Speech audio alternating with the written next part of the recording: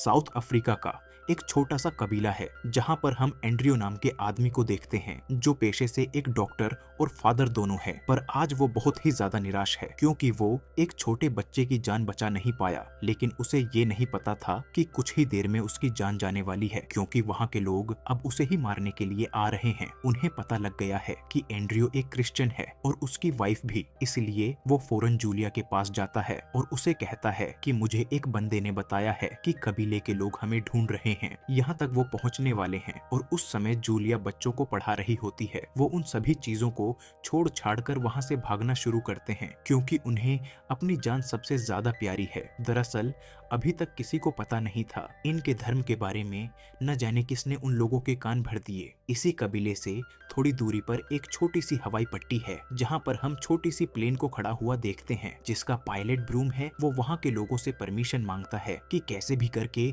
उसे यहाँ से उड़ान भरने दे, उसे परमिशन दे दे। लेकिन वो नहीं मानते क्योंकि उसके पास सही डॉक्यूमेंट नहीं है और उसका प्लेन भी सही कंडीशन में नहीं है। तो वो इसका भी जुगाड़ निकाल लेता है, उसे रिश्वत दे देता है जिससे कि उसे परमिशन मिल जाती है। तभी उसे यह दोनों मिलते हैं जो कहते हैं कि उन्हें भी उसके साथ ले चले। पर ब्रूम उनकी मजबूरी का फायदा उठाते हुए ये बताता है कि वो उनसे डबल पैसे लेगा और उन्हें अपना जितना भी सामान है यही सब छोड़ना होगा। अब एंड्रियो तुरंत ही मान जाता है कि इस टाइम सबसे जरूरी है उन्हें अपनी जान बचाना, उसे उन लोगों के हाथों नहीं मरना। इसलिए वो उस प्लेन में बैठ जाते हैं। इस प्लेन में दोस्तों टोटल 7 लोग थे और 8वां था ब्रूम जो कि उड़ान भर देता है और फिर ये आहिस्ता आहिस्ता अपनी मंजिल की ओर बढ़ना शुरू करते हैं। एंड्रियो को यकीन था कि वो आज जल्दी से घर पहुंचकर सबसे पहले अपने माँ बाप से मिलेगा और आज तो इनका इम्तिहान होने वाला है क्योंकि कुछ ही देर में हवाएं बदलने लगती हैं। इनका प्लेन इधर से उधर डगमगाना शुरू हो जाता है।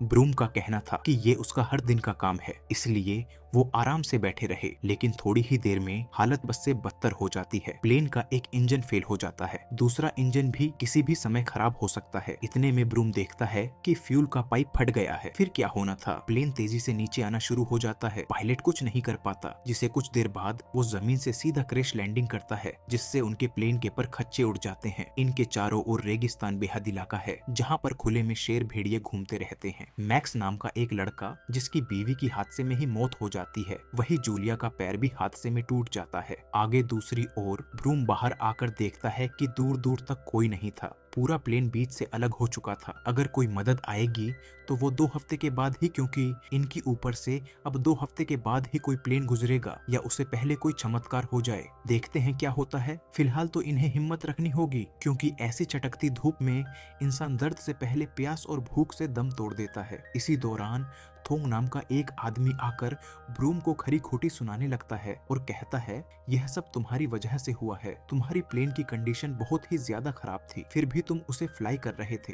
अब ब्रूम कहता है यह समय बहस करने का नहीं है, हम अभी इस समय साउथ अफ्रीका के खतरनाक जंगलों के बीच में हैं जिसके चारों ओर शेरों का परिवार रहता है। हम यहाँ से बाहर निकलना होगा शाम होने से पहले, वरना वह सब रात में हमारा शिकार करने लगेंगे। मैंने मैप में देखा है कि पास में एक कबीला है जहाँ जाकर हम मदद मांग सकते हैं। तो सभी रेडी हो जाते हैं, लेकिन एंड्रियो जाने से मना कर देता है क्योंकि वह जूलिया को ऐसे छोड़कर नहीं जा सकता। उसका पैर टूटा हुआ है, वो चल तक नहीं सकती और इसलिए वो उनसे कहता है कि तुम लोग जाओ, अगर मदद मिल जाए तो उन्हें हमारे लिए भेज देना। यहाँ हम देख पाते हैं कि ब्रूम के पास एक बंदूक भी होती है जिसे वह अपने पास रख लेता है, लेकिन थोंग कहता है कि तुम्हें ये इन्हें दे देनी चाहिए क्योंकि ये अकेले हैं। लेकिन ब्रूम साफ साफ इनकार कर देता है और बोलता है कि उसे खुद जान बचानी है न कि दूसरों की। अब कुछ देर चलने के बाद मैक्स ब्रूम से कहता है कि हम गलत दिशा की ओर जा रहे हैं, तुम्हें दूसरी ओर जाना चाहिए। लेकिन ब्रूम किसी की नहीं सुनता और कहता है कि वो हर हफ्ते इस रास्ते से उड़ान भरता है, उसे अच्छे से पता है इस रास्ते के बारे में सारे लोग वैसे भी अनजान होते हैं इस जगह को लेकर सिवाय ब्रूम के, इसीलिए वह उसके पीछे पीछे चल देते हैं और चलते चलते उस जगह से काफी दूर आ जाते हैं जहाँ पर इन्हें सिर्फ रेगिस्तान ही मिलता है। ना तो कोई इंसान है और ना ही उसकी जात ट्रोट नाम का बंदा थककर वहीं गिर जाता है। तब ब्रूम उसे पानी देता और उसे उठने को बोलता है क्योंकि अभी उसे थोड़ी दूर और चलना है। वो खड़ा हो जाता है और फिर से चलना शुरू कर देता है। ये चारों एक ऊंची चट्टान स्थान पर पहुंच जाते हैं जहां से ब्रूम का मानना था कि इसके आगे वो गांव मौजूद है, उन्हें दिख जाएगा। पर जब वो वहां पहुंचते हैं तो सिर्फ उन्हें अपने सामने न खत्म होने वाला रेगिस्तान ही दिखाई देता है, कुछ भी नहीं। इसको देखकर सभी मायूस हो जाते हैं, पर मैक्स तो ब्रूम के ऊपर ही गुस्से के मारे चढ़ जाता है। वो बार बार उसे यही बात कहता है कि तुमने हमें गलत रास्ता दिखाया, मैंने बोला था कि हम गलत रास्ते की ओर जा रहे हैं। बात इतनी बढ़ जाती है कि वह उसकी बंदूक निकाल लेता है और फिर उसकी ओर तान कर कहता है कि मन तो मेरा भी अभी यही कर रहा है कि तुम्हें शूट कर दूं। पर थोंग उसे शांत करता है और कहता है कि अगर हम ऐसे ही लड़ते रहे तो जल्दी हमें प्यास लग जाएगी और हम थक भी जाएंगे, इसीलिए जल्दी से हमें उस प्लेन के पास पहुंचना होगा। उसके बाद कल हम दूसरी दिशा की ओर बढ़ेंगे। वहीं दूसरी ओर हम एंड्रियो को देखते हैं जो जूलिया के पास बैठा हुआ है और उसकी रक्षा कर रहा था, लेकिन उसे अपने पास कुछ महसूस होता है। दरअसल कुछ शेर जिन्हें खून की स्मेल आ गई थी वो उससे थोड़ी ही दूरी पर मौजूद थे। इसी दौरान जूलिया उसे कहती है कि वो उसे बहुत प्यार करती है। वो जब घर पहुंच जाएंगे तो एक बच्चे की प्लानिंग करेंगे और एक अच्छी सी फैमिली बनाएंगे। वहीं दूसरी तरफ मैक्स फैसला करता है कि वो आज ही उस दिशा की ओर जाएगा, लेकिन कोई उसकी बात नहीं सुनता क्योंकि अंधेरा होने वाला है और वो नहीं मानने वाला था। इसीलिए वो बंदूक लिए अकेले ही चल देता है उस दिशा की ओर और अपनी मौत की दावत देने के लिए। अब ये तीनों अकेले ही बचे हैं, इसीलिए वापस लौटने लगते हैं, लेकिन अब इनके अंदर और ताकत नहीं बची चलने की, इसीलिए ये थक कर वहीं गिर जाते हैं। पर ब्रूम उन्हें दिखाता है कि देखो थोड़ी दूर रह गया है, जिससे कि वह फिर से खड़े हो जाते हैं। लेकिन जब वो पहुंचते हैं तो उन्हें चारों ओर खून और सिर्फ पंजों के निशान दिखते हैं। वहाँ एंड्रियो और जूलिया भी मौजूद नहीं थे। ऐसा लग रहा था कि किसी को बेरहमी से मारा गया है। ब्रूम वहीं चारों ओर देखने लगता है कि एक्चुअल में यहाँ हुआ क्या। तभी पीछे से उसके ऊपर हमला होता है जो किसी और ने नहीं बल्कि एंड्रियो ने किया था। वो उसे चीख चीख कर कहता है कि तुम्हारी वजह से मेरी बीवी की जान चली गई, उसे शेर अपने साथ ले गए। अगर तुमने बंदूक दे दी होती तो मैं उसे बचा सकता था। अब वो उसे मारने ही वाला होता है कि इतने में थोंग फ्लेयर चलाकर उन दोनों को अलग करता है, जिससे कुछ देर तो किसी से बात नहीं करता। पर फिर ब्रूम थोंग के पास जाता है और कहता है उसके पास प्लेन का केबिन है जो लॉक हो सकता है, लेकिन उसमें सिर्फ 3 ही लोग आ सकते हैं। अब आज की रात किसी को तो बाहर गुजारनी होगी और वो इस बात को लेकर एंड्रियो के पास जाता है, पर वो तो उल्टा ब्रूम को सुनाने लगता है। दरअसल उसका कहना था कि ब्रूम जानवरों की सींगों की तस्करी करता है, इसीलिए उसके प्लेन में लोड ज्यादा हो गया और कई जगह छेद भी हो गए और इसी वजह से उसका प्लेन क्रैश हुआ और वो लोग यहाँ फंस गए। लेकिन थोंग उन्हें समझाता है कि इंजन खराब हुआ था, इसलिए ये सब हुआ। इसलिए वो सब टोश करते हैं जिससे कि ये डिसाइड हो सके कि कौन आज बाहर सोएगा। तो सिक्का उछलता है और बारी होती है ट्रोट की, जो बहुत ही डर रहा था। तो एंड्रियो उसे अपना लॉकेट देता और कहता है कि अब बस गॉड को याद करना, वो तुम्हें कुछ भी होने नहीं देगा। जिसके बाद वो तीनों खुद को कॉकपिट में एडजस्ट कर लेते हैं और गेट को बंद कर देते हैं। उन्होंने ट्रोट को समझाया कि आग को बुझने मत देना, उसे जलाए रखना, जिससे कोई भी जानवर तुम्हारी ओर नहीं आएगा। तो वो ऐसा ही करता है और पूरी रात वहीं बैठा रहता है। उधर देर रात उसे गोलियों की आवाज सुनाई देती है।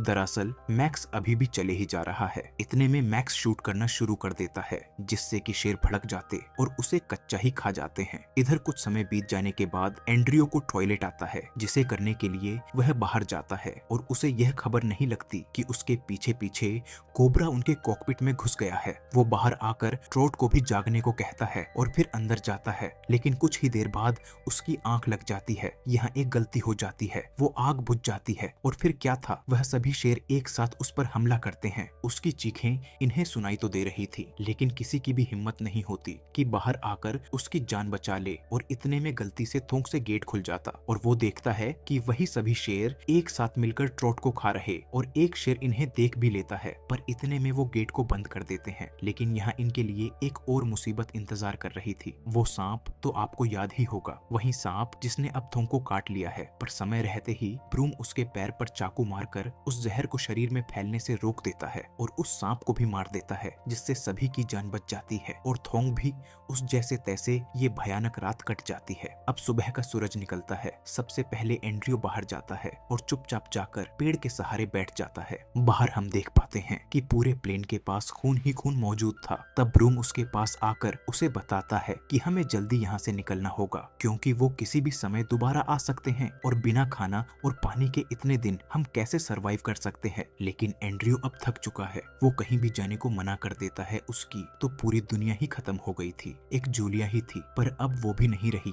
ब्रूम ज्यादा जिद नहीं करता और फिर थोंग को प्लेन से बाहर लेकर आता है। उसका एक पैर सुन्न हो चुका था, इसलिए वो उसे एक लकड़ी देता। सहारे वो लोग वहाँ से जाने लगते हैं। तभी उनके साथ एक चमत्कार होता है। दूर से आती हुई एक कार नजर आती है और ब्रूम एंड्रयू को आवाज लगाता है और कहता है कि हमारी जान बच गई। लेकिन जब वो आते हैं तो देखते हैं कि वो तो असल में उसी कबीले के लोग हैं जो एंड्रयू को ढूंढ रहे थे। वो पास आते ही उसे पकड़ लेते हैं और उसे बहुत बुरा भला कहना शुरू कर देते हैं। थोंग उनके कबीले का था, इसलिए वो उसे अपनी भाषा में समझाने की कोशिश करता है, पर वो किसी की नहीं सुनते और एंड्रयू से कहते हैं कि तुम लोग यह पर आकर हमारे ही लैंड पर चोरी करते हो। ये सब काम था कि तभी उनकी नजर उस तस्करी वाले सींगों पर पड़ जाती है, जिससे वो और भी ज्यादा गुस्से में आ जाते हैं और अब तो एंड्रयू को शूट ही करने वाले होते हैं कि तभी ब्रूम कहता है कि अब मैं इसकी तस्करी करता हूँ।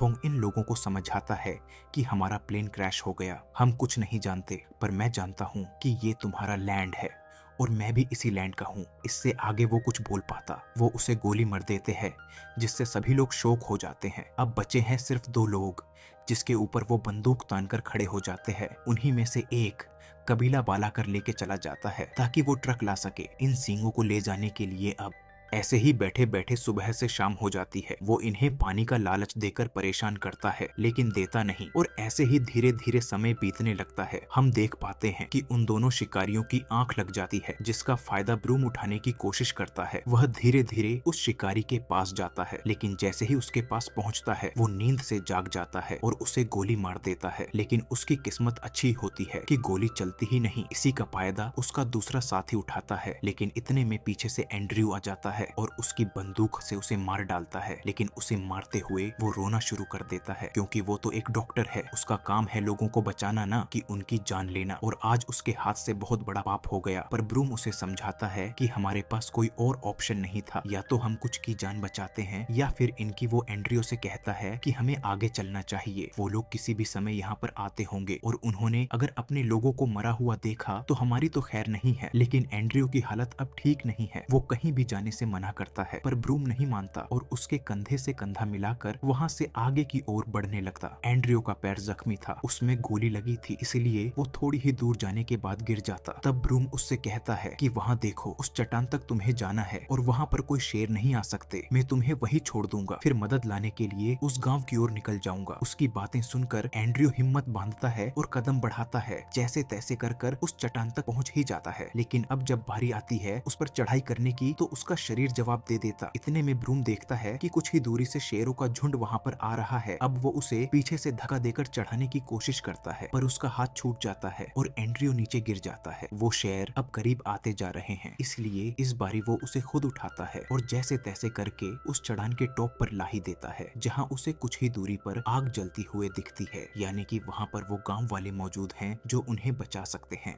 पर अभी यह कहानी यहाँ पर खत्म नहीं हुई है, क्योंकि वो शेर अब करीब आ गया है और इस चट्टान पर चढ़ने की कोशिश करता है। पर उन्हें ये दिख तो नहीं रहे थे, क्योंकि ये छुपे हुए थे, लेकिन उन्हें बस खून की स्मेल आ रही थी। ब्रूम को लगता है कि ये कुछ ही देर में चले जाएंगे, पर ऐसा होता नहीं है। जिसके बाद बहुत ही कठोर फैसला लेता है। वो एंड्रयू से कहता है कि तुमने मेरी वजह से अपनी बीवी को खो दिया, जो तुम्हारे लिए सब कुछ थी। उस दिन मेरी ही वजह से उस बच्चे की जान भी चली गई, जिसका तुम इलाज कर रहे थे, क्योंकि मैंने तस्करी के चक्कर में टाइम पर सप्लाईज डिलीवरी नहीं की। मुझे जीने का कोई हक नहीं है, मुझे अपने पापों का प्रायश्चित करना होगा। वो कहता है कि देखो, कुछ दूरी पर गांव है, मैं इन शेरों का ध्यान भटकाऊंगा और तुम वहां पर चले जाना। वहां ब्रूम उसे मना करता है ऐसा करने के लिए, लेकिन वह नहीं मानता और शेरों के आगे भागना शुरू करता है। वो जोर जोर से चिल्लाता है, जिससे वो उसके पीछे पड़ जाते हैं और कुछ ही देर में उसे पकड़कर कच्चा ही खा जाते हैं। उसकी चीखें एंड्रयू सुन तो रहा था, लेकिन वो उसकी ओर देखता नहीं, क्योंकि वह मंजर बहुत ही ज्यादा दर्दनाक होता है। बात के मुताबिक एंड्रयू वहां से जाने लगता है, पर उसके पैर में तो गोली लगी है, जिसकी वजह से वह ज्यादा दूर तक नहीं जा पाता। वो वहीं गिर जाता है। शायद उसे पता चल चुका था